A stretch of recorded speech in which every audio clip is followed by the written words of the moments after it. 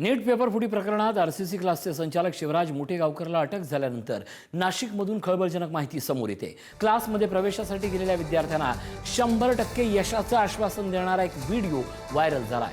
आमच्या बुकलेटमधील 180 पैकी 180 प्रश्न परीक्षेत येतात आणि त्याची आम्ही तुम्हाला सिक्युरिटी देऊ शकतो असा दावा क्लास मॅनेजमेंटने केल्याचा आरोप या विद्यार्थ्याने केलाय।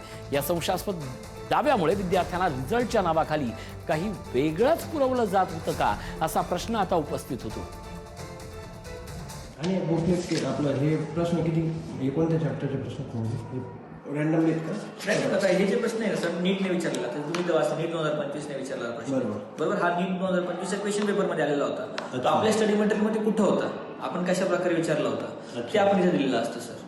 अच्छा आणि हा रेफरन्स असतो जर उद्या एखादा पॅरेंट्स म्हटले की दाखवा आम्हाला रेफरन्स की हा प्रश्न तुमच्या नीट क्रॅकच करू सर आमच्याकडचा रिझल्ट आहे तो भारतातला सर्वात जास्त रिझल्ट आहे।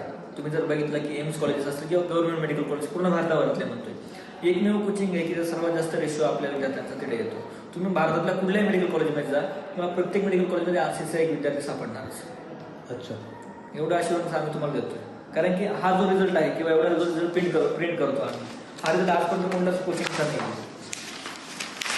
आजपर्यंत तुम्हाला एवढा रिझल्ट कोणत्याच कोचिंगने दाखवलेला नाही। आपण या संदर्भात अधिक चर्चा करूयात। आमचे प्रतिनिधी किरण टाजणे आपल्या सोबत आहेत। किरण, या सगळ्या प्रकरणात अक्षरशः स्वतःचा बडेजाव मोठेपणा आणि यासाठी रचलेले एक षडयंत्र हे आता उघडं पडलंय आणि परिणामी मोठेगावकर सीबीआयच्या जाळ्यात अलगद सापडलाय। काय नेमकं घडतंय, कशा पद्धतीनं यशाचे दावे केले जात होते? किरण, ज्या पद्धतीनं हे संपूर्ण नीट पेपर फुटीचं प्रकरण समोर आलेलं आहे त्याच्यामध्ये सुरुवातीला नाशिक कनेक्शन देखील समोर आलेलं होतं, शुभम खैरनारला अटक देखील झालेली होती। अशा सगळ्या परिस्थितीमध्ये सीबीआयकडनं जसा जसा तपास पुढे जातोय तसं तसं हे जाळं कशा पद्धतीनं विणलं गेलेलं होतं हे समोर यायला सुरुवात झालेली आहे। आणि आता त्याच सगळ्या पार्श्वभूमीवर मोठेगावकर क्लासच्या मॅनेजमेंटकडनं कशा पद्धतीनं विद्यार्थ्यांना आपल्या जाळ्यात ओढलं जायचं हे देखील समोर यायला सुरुवात झालेली आहे।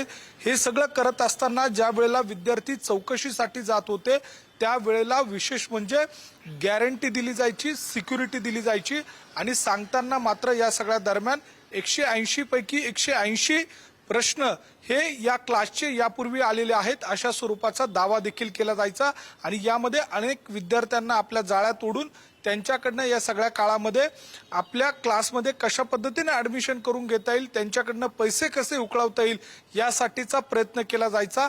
आणि हे प्रकरण एवढ्यावरच थांबत नाहीये तर ज्या पद्धतीनं मोठेगावकरला अटक झालेली आहे आणि त्यानंतर हळूहळू विद्यार्थ्यांची चौकशी होते, पालकांची चौकशी होते, त्यामुळे एकूणच या सगळ्या प्रकरणातली चौकशी ही फार महत्वाची असणार आहे। याच संदर्भातली आणखीन एक बातमी, मोठेगावकरचा आणखीन एक व्हिडिओ सोशल मीडियावर आज व्हायरल होतो। या व्हिडिओत तो पुष्पा चित्रपटातील डायलॉग झुकेगा नहीं साला म्हणताना दिसतोय। नीट परीक्षेतील गैरव्यवहार आणि पेपर लीक प्रकरणाची सीबीआय आणि इतर तपास यंत्रणांकडून कसून चौकशी असताना हा व्हिडिओ ट्रेंडिंग आहे। फ्लावर समझे क्या?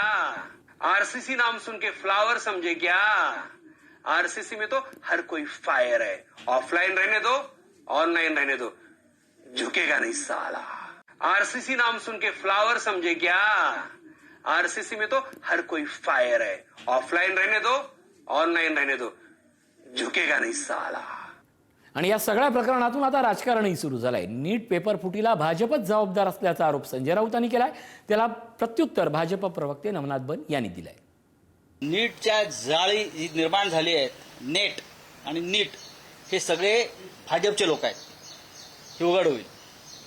अटक केलेल्या प्रत्येक माणसाचा भाजपशीच संबंध आहे। इतकं मोठं षडयंत्र आणि इतकी मोठी चोरी होऊ शकत नाही। सगळ्या शैक्षणिक संस्था या देशातल्या या सध्या भाजपच्या ताब्यात आहेत। विद्यापीठे असतील तिकडे भारतीय जनता पक्षाचीच माणसं आहेत। त्याच्यामुळे नीटचे पेपर जे फुटले त्याला भारतीय जनता पक्ष जबाबदार आहे। जनाब संजय राऊत, लातूरमध्ये मोठेगावकर नावाच्या एका प्राध्यापकाला सीबीआयनं ताब्यात घेतलंय। हा मोठेगावकर तेच आहेत ज्यांनी अमित देशमुख यांचा प्रचार केला, काँग्रेसचा प्रचार केला।